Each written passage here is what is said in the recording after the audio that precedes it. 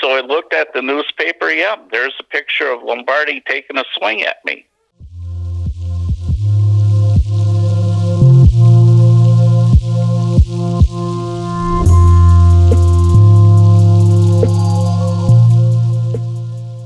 What is going on, ladies and gentlemen? Welcome to the Green Bay Narrative, a show where it is my job each and every week to sit down with a different fan to hear their stories.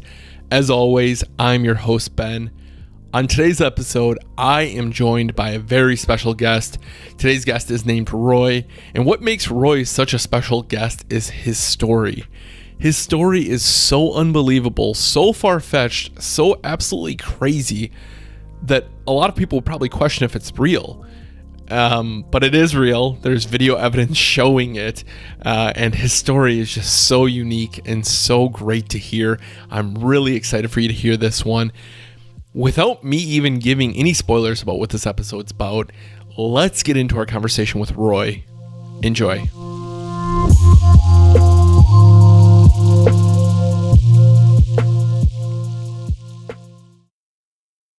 Today's guest, I am very excited about, has one of the most interesting, unique stories I have ever heard.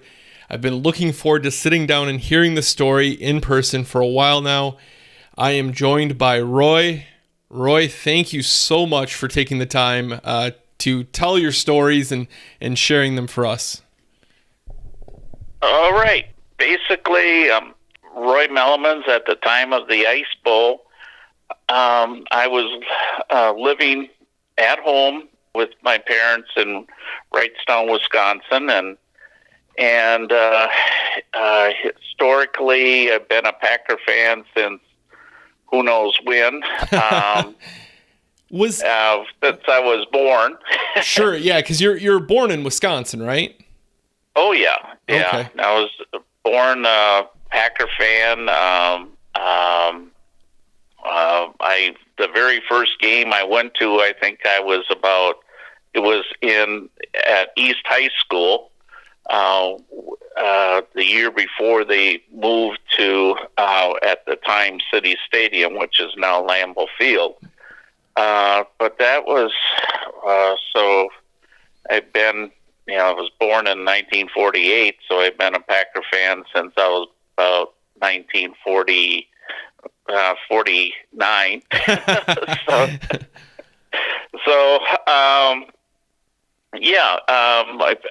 My dad took me to the first game, like I said, at East High School when they were playing there, and my dad had 6 season tickets, and since that time, our family has increased their season tickets up to around 20. Wow.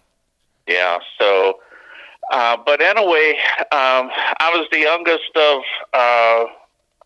in a family of 7. There were 6 boys, and I was the youngest, and my older brothers had been going to Packer games their whole lives, and what got me interested in trying to retrieve souvenirs, because my older brothers have retrieved souvenirs at Packer games. We had end zone seats, and one year one of my brothers came home with a football that was kicked, from a field goal. That was way before nets went up, mm-hmm. And then I have an older brother, and I think a championship game against the Giants in about 1962. He and 3 others people carried off a portion of the Packer bench, which was nothing more at that time than a roll of park benches that the Green Bay Parks Department had that were painted green. And how did they just walk out with that? Because nowadays, I mean, I'm 29, so nowadays you go to a game and there's security and everyone's really paying attention. At that time, did it just not matter? Like, it was kind of a free for all after a game. You could kind of do whatever you wanted and just leave? That's what it was. And, they toured championship games.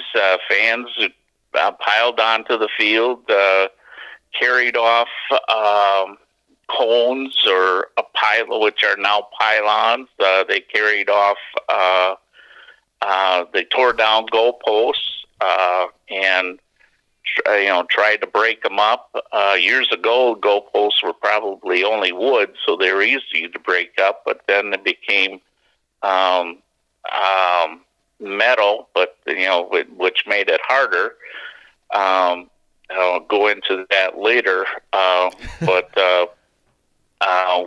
But we had, so they, like I said, the Packer benches at that time were, loose. You would just basically, in fact, there was a newspaper article about those foursomes, that foursome, because, they carried off the 6-foot bench, and the newspaper article was talking about the celebration of the fans afterwards, and said that this reporter noticed that these guys carrying off park bench stopped on about the 20-yard line and sat down and took out their flask and had a little drink, and then proceeded to carry it through the ramp and took it out into the parking lot. So, I can't even imagine that nowadays. Like that blows my mind. Yeah. Well, actually, though, when you go I'll get into that a little bit later. The reason why I chose to try to steal Lombardi's hat or borrow Lombardi's hat after the game is that I was trying to outdo my brother. Okay. And so I was trying to think, what can I do at the next playoff game that the Packers have? Is what can I do? And about a year prior to that, at a college bowl game, I saw the winning coach walking off the gate. He wore a hat that was, I think, was Darryl Royal, and he always wore the striped hat. And as he was walking off, a fan was on the field going the opposite direction and took his hat off and took off running with it. And I says, well, that gave me the idea of what I can do with, I would try to steal Lombardi's fedora hat, at the next playoff game. And so I was, thinking about how I would do that. Well, just, when the Ice Bowl came, well, he didn't wear that fedora hat. He wore on that, like a Russian fez hat with ear flaps to keep himself warm. But I says, well, that's what he's wearing. That's what I'm going to try to take. But anyway, we had seats in the end zone. And what I did is at the end of the third quarter, I walked around the stadium and came out at about the 50-yard line and walked down the steps. And at a couple of years ago, they were interviewing somebody who was a security guard at the stadium for the Ice Bowl. And he made a comment that there were only 36 security guards assigned to the bowl, on the inside of the bowl for the Ice Bowl. That's all they had. Wow. And because it was so cold, everybody that was on the sidelines wore coats over their Packer paraphernalia. Mm-hmm. So when I got down to the rail at the bottom of the bowl, I just jumped over when nobody was looking, and I just mixed in with the personnel that was on the Packer bench for the whole fourth quarter. And nobody knew who was supposed to be there and who wasn't. Oh my gosh.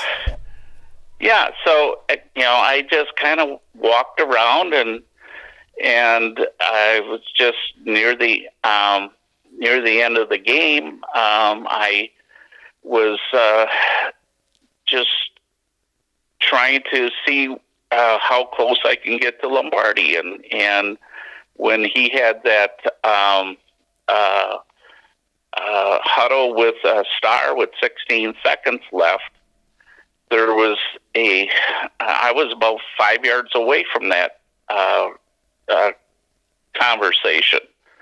And then when the Packers ended up scoring, if you review all the footage that you can find of the Ice Bowl, which I did because I was always looking to see if I could find myself on the sidelines with video. And once they scored, there was still some time left. So the Packers had to kick extra point. They still had to do the kickoff before the game officially ended. But if you look on some of the footage that NFL films have of that game, you will notice that in the end zone, there were numerous extra people that ran onto the field, pulling players off of the mound of players that were at the goal line. There was, people from the stands that did what I did, had jumped over and been on the sidelines, and were pulling players off of the mound of players that were there. And it took time for the officials, to get rid of the fans so that they could finish the game. So it was probably a good 10 minutes before the game was officially over because of all the excess people that were on the field. Now, not to cut you off here, Roy, at that moment when you're on that sideline there, you're standing by Lombardi, you're waiting for this to happen. Is your adrenaline just going through the roof? I mean, are you terrified that you're going to get spotted at any moment, or are you feeling pretty confident you could blend in?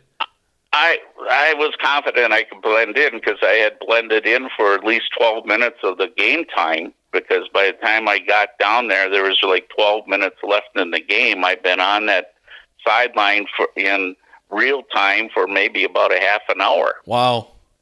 And so all I did then after that is eventually I got myself down to about the 20-yard line in the north side of the field, because the Pack at that time had their locker room on the north side of the stadium. And so when the game finally was over, all I did was go out onto the field to watch Lombardi, and as he was going off, I was just trying to get into his path, so to speak.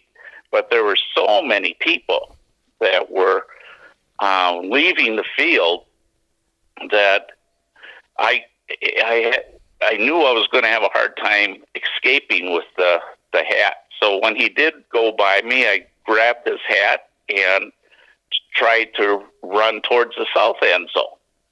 And what happened was that about 5 yards behind Lombardi was a big guy who was carrying a bag of footballs.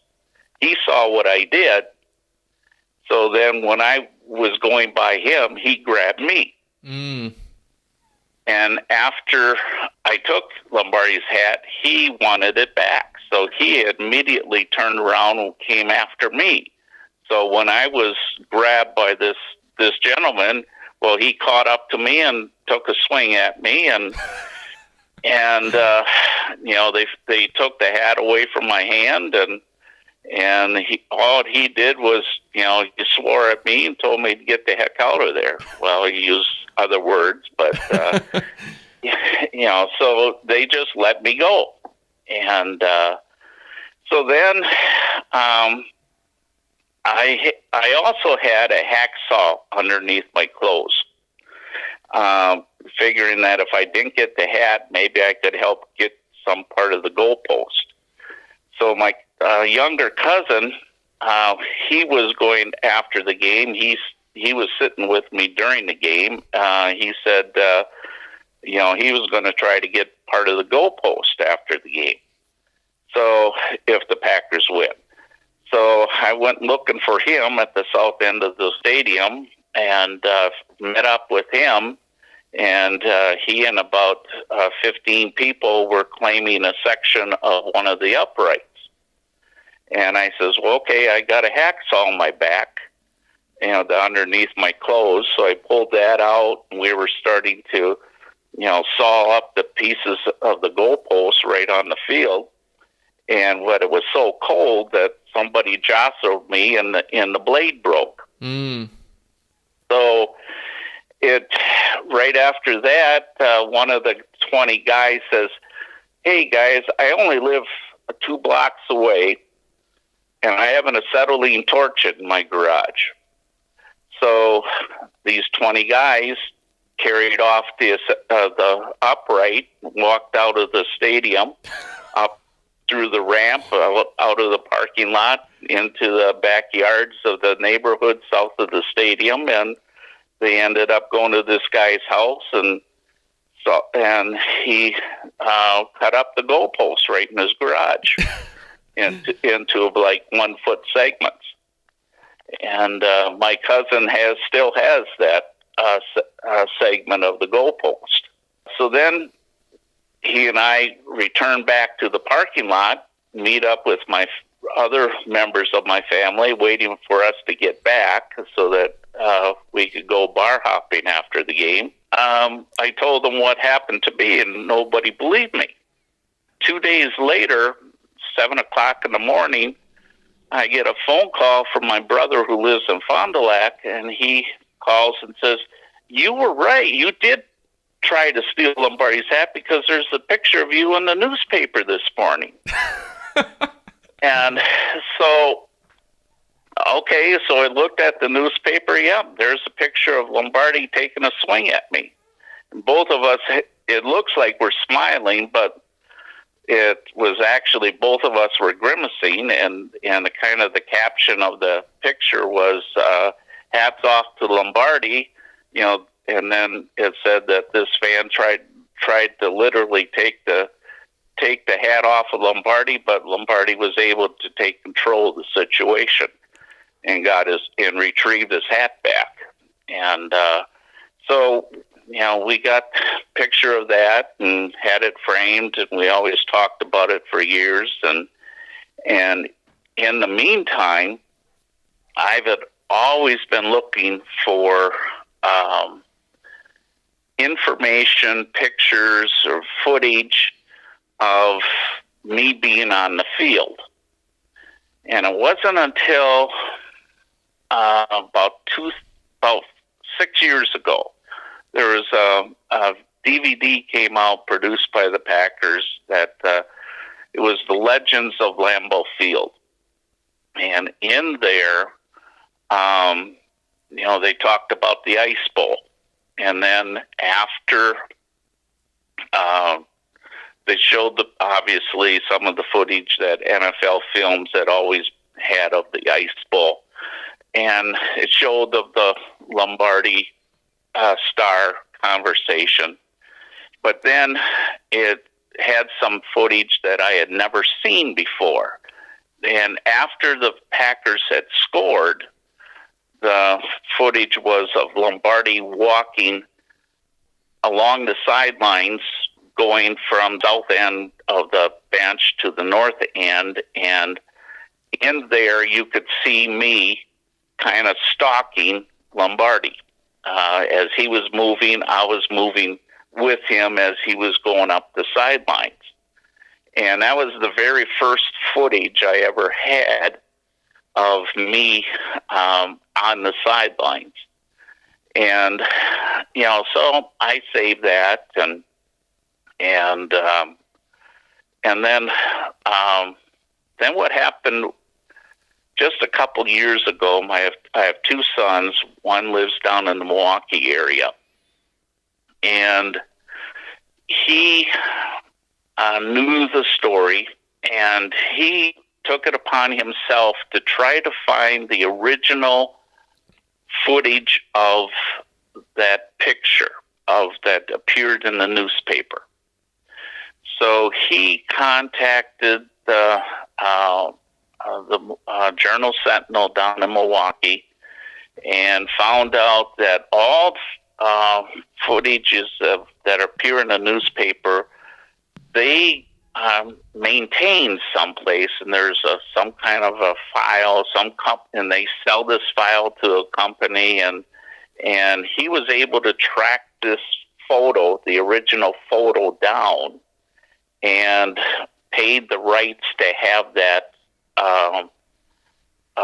restored to him, the rights of that photo, and had it sent to him, and had some reproductions of this photo, which what appeared into the newspaper was just a headshots of Lombardi and me, not the full picture that appeared that from the original photograph. The original photograph just shows how crowded it was on the field with all the people that were around there. Sure. Around the incident. But anyway, so he, gave me a copy of that picture for Christmas or whatever. And then about 6 months later, he was listening to a radio broadcast down out of Milwaukee, an ESPN radio station, and they were talking about sports memorabilia. And he called in and, just asked, well, how much would it cost, or how much value would it be to have Lombardi's hat from the Ice Bowl? And Jason Wilde, who was the sportscaster on the radio show, was kind of intrigued. What are you talking about? And he says, well, I have a picture of my dad from the Ice Bowl when he was trying to get Lombardi's hat as a souvenir for that game. And he says, you got a picture of your dad trying to take Lombardi's hat? He said, yeah. He said, I would love to see this picture. And so my son had a copy of the picture on his phone, sent it off to him. He looked at it, he says, whoa, this is intriguing. So then, so he told my son, I'm going to give me your phone number, give my producer your phone number, I'm going to call you back after the show. So he called my son, talked about what happened. A couple months later, Jason called me. We did something like this, talked about what happened, and then Jason Wilde ended up writing a story for ESPN about his interview with me. So that appeared on ESPN on the internet, and then NFL Films saw that, and unbeknownst to me, NFL Films had footage of me taking Lombardi's hat and Lombardi going after me, but it had never been published. It turned out that after the story appeared on the ESPN website of a cousin down in Florida who somehow had a photo of me, of this thing that NFL Films had. Maybe they did publish it somehow, and he got a hold of it. He sent it to us. We family up here in Wisconsin, and we did see that footage that NFL Films had, because when my son was talking to Jason Wilde, he says, yeah, we've been looking trying to find out if there was ever any video of this incident at the Ice Bowl, and sure enough, there was. And then ESPN NFL Films ended up contacting my sons and myself and said that they were looking for me. Wow. They've been looking for me for years to find out who this person was. So NFL Films made arrangements to come up here and do a story about me. They told us that they had footage of me taking Lombardi's hat. And at that time, when they contacted us, they did not know that we had already seen it because of what my cousin down in Florida was able to produce for us. But anyway, they showed up a year ago in June to do this thing that you have seen on the joint production by ESPN, NFL Films of this incident of Lombardi's hat. But they came up and they said the producer, who was from Connecticut, I think New Jersey, cameraman came up from Chicago. A voice man came up from New Orleans, and there was a local guy from Appleton that they came and did this production that they did at our house and at Lambeau Field the next day that they put together. But the producer had indicated that NFL Films did a biography of Lombardi about 7 years ago. And that footage was initially on that biography of me taking Lombardi's hat after the game. But that was the last scene they cut from that production because they didn't know who that person was, and they cut it from that production. But they said ever since they knew that if they ever did find out who that person was, they were going to do a follow-up story on it. So once my son contacted the sportscaster in Milwaukee, the sportscaster did a story on ESPN, then NFL Films knew who I was, and then they contacted us to do that, what they did. That's been broadcast on NFL on ESPN a couple times. Oh, so talk about a chain events there. Right. Well, after seeing it, I watched it. I've watched it probably 5 or 6 times now because it's pretty enjoyable, and I'll link it on my website in case anyone wants to see it. But what was going through your head when you learned that later that night Lombardi was talking about you at his after party? I had heard rumors that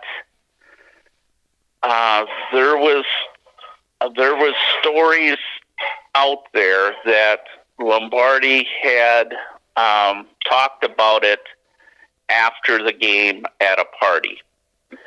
I happen to know a player who's played for the Packers in the 80s.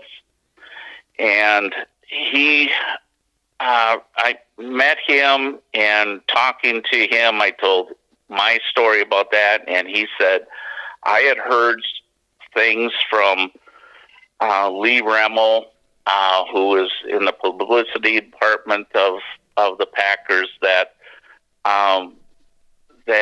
he had heard stories at the Packers office about Lombardi talking about somebody trying to steal his hat at the Ice Bowl. So he knew that there was an incident, and then he found out from talking to me years later that it was me, But so I had heard that there was some rumors about Lombardi talking, but I didn't know that there was footage of it on film about it, though, either, until they came up and showed it to us prior to the filming of what we did up here. But they did not realize the footage that I had found of me kind of stalking Lombardi. I showed them that footage that I had discovered on that DVD of the Legends of Lambeau Field. So using the footage that they had and the footage that I told them about, they were able to go back and find it, and then they were able to put it into that production that they had done, recently. So It was a kind of collaboration of me and them putting the footage together for the from the Ice Bowl. Right, and that turned out really well. It's a really, really nice little segment and really humorous just to see the whole thing going on. So anytime I hear of the Ice Bowl, my first thought is, have you experienced anything that cold since? Because all you hear is how frigid that game was. But me being 29 years old, I obviously wasn't around for the Ice Bowl. Have you experienced anything like it since? No, that was cold. It was cold, but I think the adrenaline that I had, though, trying to do what I was trying to do kind of counteracted that. And there's an interesting story that I heard about spectators at the Ice Bowl. My son in Minnesota, after this thing was produced on ESPN, saw something in Minnesota that it was from the Dallas side. It was actually Don Meredith's son, who was born 50 years ago, the year of the Ice Bowl. He's some kind of a film producer down in Texas, and he put a half-hour thing together about the Ice Bowl, and he interviewed former Packers and former Cowboys, and he came up with the story of somebody who lives in Combined Locks, Wisconsin, who has a Don Meredith's parka that he took as a souvenir from the Ice Bowl. And he has it in his bar that he has in Combined Locks. And that's his story piece that he has, how he was able to commandeer that parka. And that's an interesting story, too, is that he saw that the Cowboys had some kind of dugout blowing hot air in. So he was sitting on the 50-yard line about 5 rows up, and he decided, told his buddy, he says, I'm going to go down in that dugout and keep warm. So he hopped over the fence and went into the dugout, and he was sitting on a bench in there trying to keep warm with the blowers blowing on him, and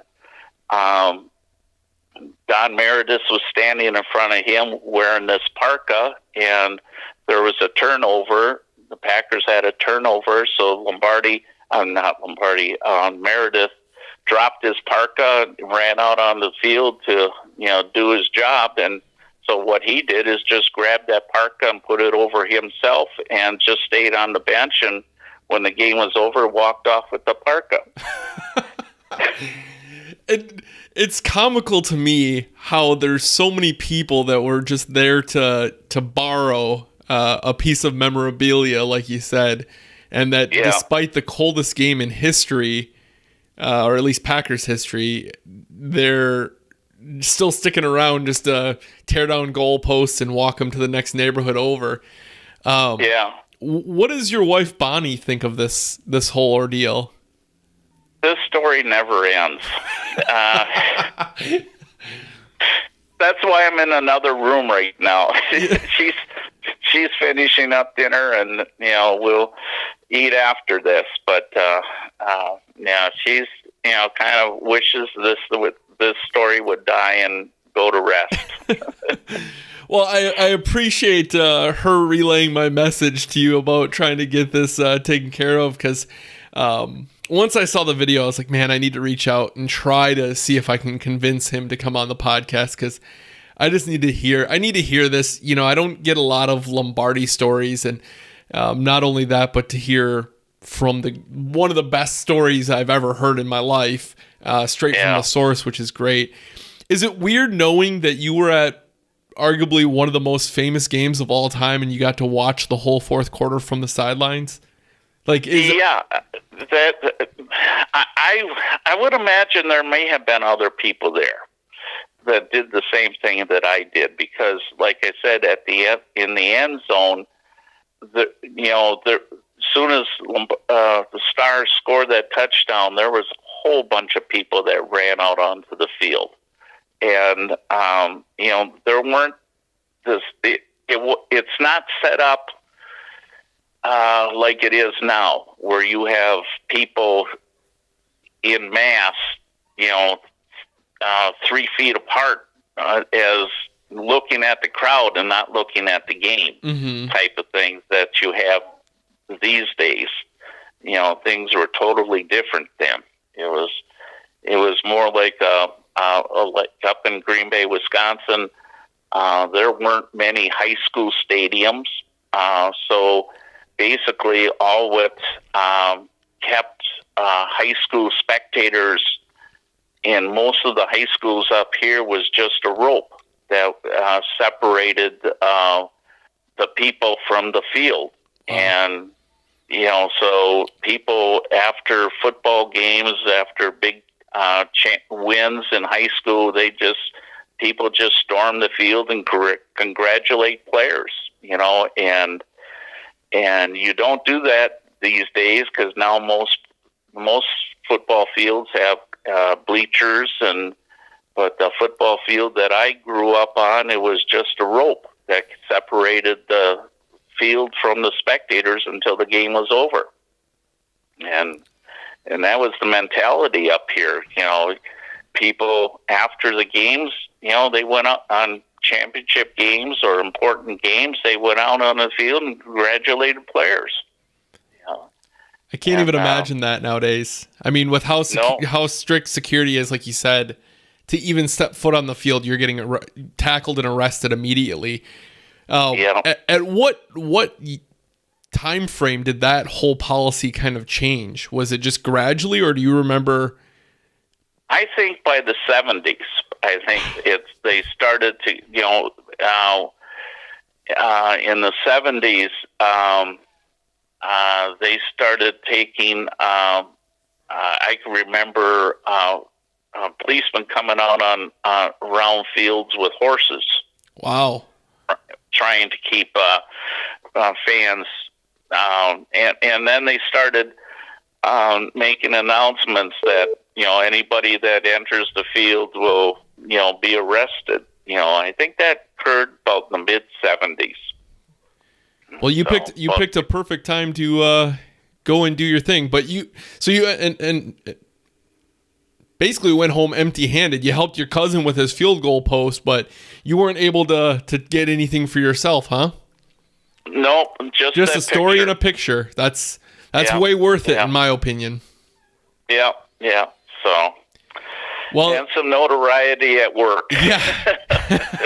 What did your coworkers think once that story started to break? Because you weren't retired like you are now. You were still out working. What was the rumor like, or what was the thought like at work there?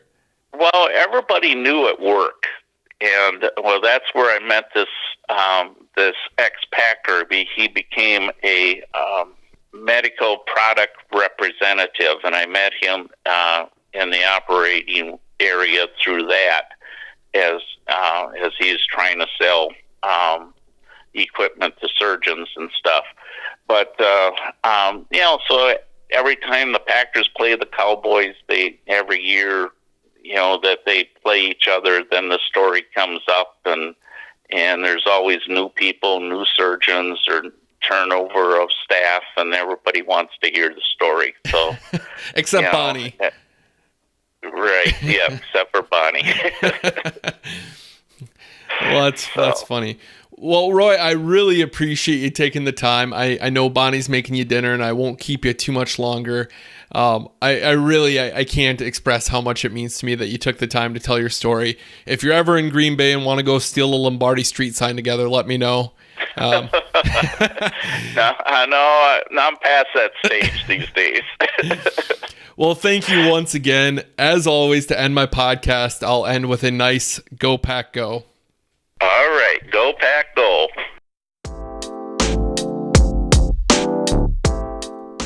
Well, folks, that is it for another episode of the Green Bay Narrative. I truly appreciate you all taking the time to listen. I also want to say a huge thank you to Roy for taking the time to tell his story.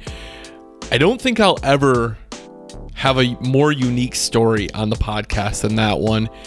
So I am truly grateful that Roy took the time. It was such an honor on my part to be able to hear it firsthand and be able to ask questions about it.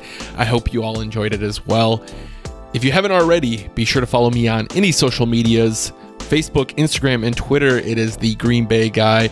You can find me on Snapchat, The GB Guy. Go subscribe to the podcast on iTunes, The Green Bay Narrative, or follow us on SoundCloud, The Green Bay Narrative there as well. Until next week, go Pack Go.